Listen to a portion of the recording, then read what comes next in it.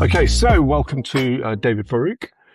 Joins us in our little corner of TechEx North America 2026. Welcome, David. Thank you, Joe, for having me. Now, we always start these little chats with a life story. So I want to know a bit about you personally.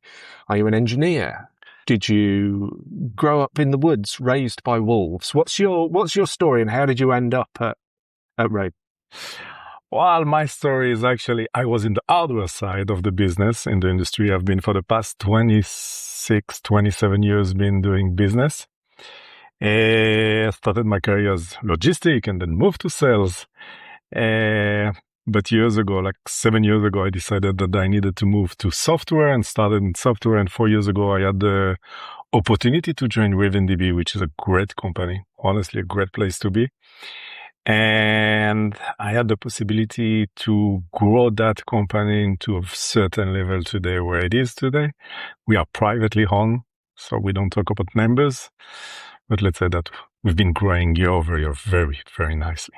Okay, that's good. And there's no VC funding behind the company or nothing. We are completely bootstrapped. Excellent. And the company, as far as I understand it, and I'm not a developer nor a DBA by any definition, but you've grown out of the developer community, you've grown out of the database community. These are the people who kind of, they wear Iron Maiden t-shirts and they spend a lot of time indoors writing code. These are your people, at least these were your people, weren't they? And they're still all people. By the end of the day, we are working with a lot of developers around the world, but we also work with enterprise. We have the blessing of working with over 50 industries in the world. Okay. Almost everybody today use a RavenDB instance, which is amazing. By the end of the day, we're talking about customers like Toyota. Okay. Doing all the tiny little company that I can name. We're talking about e-commerce. Yeah. Rakuten Kobo, for instance, another one that I can name, but so many others. Unfortunately, I cannot name. And we're talking about financial services with very big insurances, banks around the world that are using us on many of their solutions. And we're talking about e-commerce, and we're talking about logistics, and we're talking about healthcare. Okay, we're talking about huge healthcare actually solution that we're providing.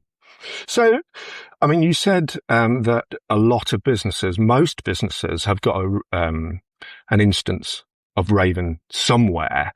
Are we talking about the same sort of scale as, every business is running MySQL or Postgres, or you're getting up into that type of being mentioned in the same sentence as these ubiquitous databases? No, I want to stay humble and say that I don't believe so. But by the end of the day, the NoSQL market is not the same than the SQL market. SQL is still very, very dominant, and I think it's going to continue to be very dominant. However, NoSQL, for instance, can help when we're talking about AI capabilities, AI features that people are trying to develop. When you are sole SQL solution, you are stuck. Yeah. Now you need to think about 2 years, a year and a half, a year of development just to upgrade your system and just start thinking what you're going to do with AI. You can put a RavenDB on top of that, and within 2 weeks, actually getting AI capabilities suddenly. So yeah, here is where we actually stand, that we can actually complement those solutions. And I know that developers in particular love your product. And it's one of the big selling points in that it's the database that you don't have to worry about. You don't need a team of 6 very strange people looking after your database for you. So what is it about Raven instances that are so attractive? Let's begin with the developer community. Let's talk about them first. I'll tell you what I'm hearing from the market. You know what? Every time that I meet a developer and say, I use RavenDB, I love it. I'm asking why. So it's about the ease of use, and it's about how fast it is responding, and it's about how it's not getting in your way. By the end of the day, databases, I don't know why, but they all have that common part. They're usually a pain in the back, I don't have the magic pill. I don't. But we put so much automation, and that's actually coming back to your previous question. yes, we're coming from the developer mindset because our CEO and founder was a consultant himself. Yeah, this is Oren. Yes, this is Oren, Yeah, exactly. Oren I've Amy. spoken to Oren. He's like he's one of the sharpest, most scarily intelligent people I think I've ever met. Yeah, you know what? I think it's really describing really correctly. He's like a kind of brain on a human body, and he's 195. So trust me, it's a big brain. And what I'm trying to say is that by the end of the day, Owen was just fed up that there is no one database that can do it all. And he had this idea of what should look like a database. He started coding. 2 years later, there was RavenDB. And since then, for instance, we have capability like our auto-indexing. He keeps saying to me, this is old. This is not what the people want. Every developer that I'm speaking, why using RavenDB? Because you guys have auto-indexing. It's actually removed me a lot of the problem that I have. So when I'm talking to you about ease of use, by the end of the day, this is what we do. We are helping them to move forward and to be more innovative. Yeah. Auto-indexing. It's almost sort of regarded as a kind of, it's just, something we coded a couple of years ago. We've moved on since then. And yet still, from what I hear from the community anyway, I agree that, this is, it's at least what gets Raven in through the door, sells the product to the development team. But actually there are other things going on. We were chatting earlier on, David and I, so we're talking about making developers' lives easier, and you think, well, that's great. I like to treat my dev team nicely. But obviously there are cost benefits for having a more efficient development team. Plus, companies, they save money on database staff. Where from the technical point of view do the cost savings start coming through? I think that I'm going to use the word disruption, but on a positive way of disrupting the current status quo. When you look today at the team, I think that every IT factory in the world has many priorities. One of them, cost of development, time to market, and all of that actually translate into money. So when you can actually reduce the time to market, so you're also reducing the cost of development because you're using less line of code for your solution. But let's talk as well about the maintenance operational cost that a solution is costing you after that.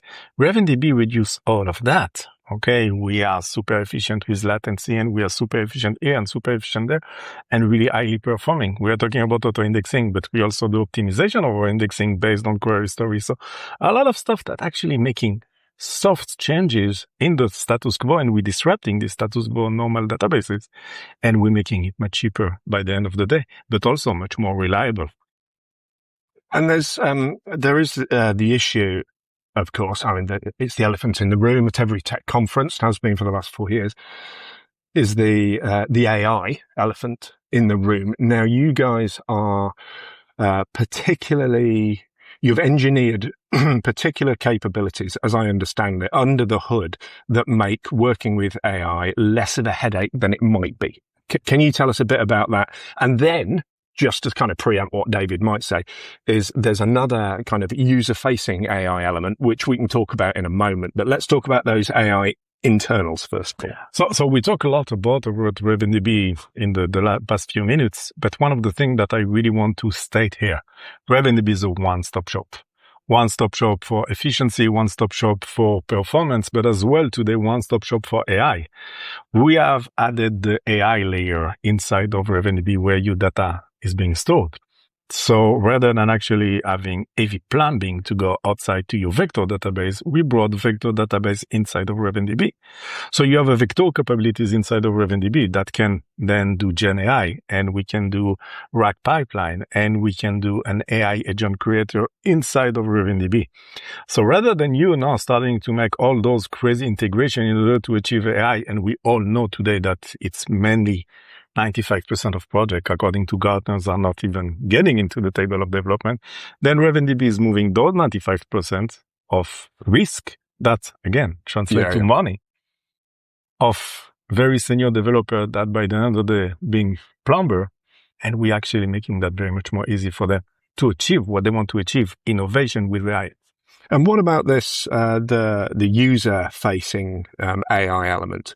Is that something, I say, as simple as, inverted commas, being able to query instances in natural language? And is it as simple as that, or? It is even more simple than that. If you look at our vector search, we have a very great example about Italian food, okay? And you look at that example and suddenly you're getting Italian restaurant, Italian recipe, Italian ingredient. And, this is a vector by the end of the day. This is what it does. We just go and bring everything together. Now it looks like bring me vector of Italian food. This is what you are telling the code. Okay, so yes, we have a natural language. It's much more simpler than any other solution that I have seen, at least, or at least this is also the feedback that we are getting from the market. We're getting great traction today from the market about AI capabilities. We're talking about financial services using it. We're talking about logistic companies, healthcare, very heavy into the healthcare because of capabilities and securities that we have as well. So we are really dominant into those spaces. And let's talk about, you mentioned some of the sectors that you're operating in. What about the kind of business size that you're pitching your message at the moment? Are we talking about, mom and pop shops? Are we talking about, I don't know, the city of San Jose? Or are we talking about, Global Industries, Inc.? So I have been fortunate with RavenDB to talk to anyone. We're talking about small startup founders company that just want to develop their solution and growing with us. And we have customers that have been loyal to us for 15 years, for 13 years. And we're talking about huge enterprise level. And again, I cannot name them, but one of your favorite restaurants in the world, for instance. Do you not get imposter syndrome? I always find this, it's like, but don't they realize it's me? These people are important. Well, I grew up in the 3D world. And, one of the things that I used to pitch over there, you don't know that, but since this morning, you actually touched 3 things that have been 3D printed at some point of its life cycle. You don't know that, but you're using almost every day a RavenDB in the back end of any solution that you are using. So that kind of gives you the confidence when you're going into those big meetings. Exactly. Yeah. Okay. Right. I always throw this question in, David, to all my guests, and they all hate me for it. I probably will. Okay. 5 years' time, what's RavenDB going to be doing, and where are you going to be? I think I will be in RavenDB. Cool. I kind of like it. Yeah, I kind of like it. It's funny because at the beginning I didn't know that industry of database, and I was like, me here? No. Yeah, but I kind of like it, and people are super smart. And in 5 years' time from now, RavenDB, I want to hope that we will continue to keep the competitive edge that we have in advance of certain of our competitors and the capabilities, and we will continue to be as innovative as we are. And it sounds like you're growing fast enough and almost on word of mouth, or at least, you're proving your product enough so that you're not having to turn to the venture capital market or the private investment market. Is that, again, don't have to answer this, and these are the questions that people hate. In the next 5 years, will you be turning to Wall Street and thinking, and looking for funding, or are you going to keep this unit going, expanding organically? Hopefully not. Hopefully we will keep the units because we are being very agile the way that a structure of the company is, which giving us as well customer satisfaction, because by the end of the day we have, one of the feedback that I'm getting from a lot of customers is our ability to respond to their needs. Yeah, as opposed to shareholders' needs, exactly. I guess, in the worst possible case. Exactly. That's sometimes, I think, what can happen. Right. We'll leave it there. David Baruc from RavenDB. Thanks ever so much for joining us. Thank you for having me, Joe. I appreciate that. Thank you. Thank you.